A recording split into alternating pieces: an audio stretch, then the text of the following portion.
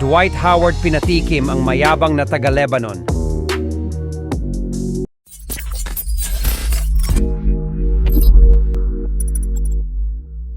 Lakas mang-asar ng player na ito sa kalaban. Ginalit tuloy si Dwight Howard.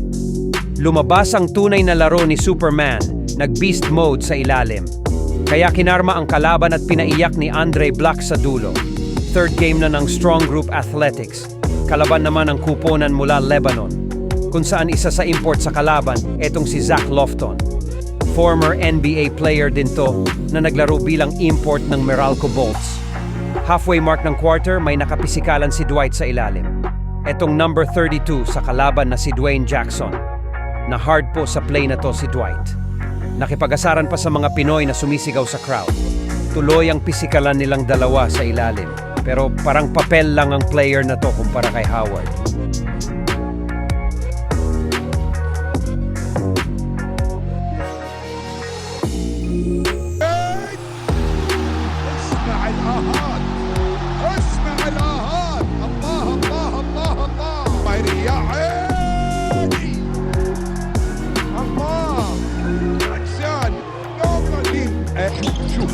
شوف احتديان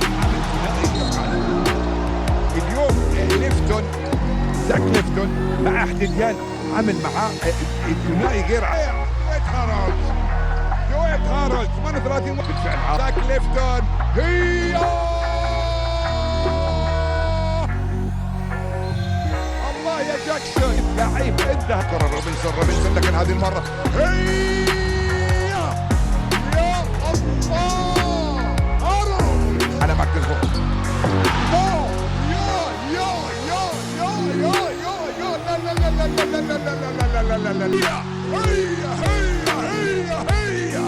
63 56 مش ممكن جرب الثالثة هي الله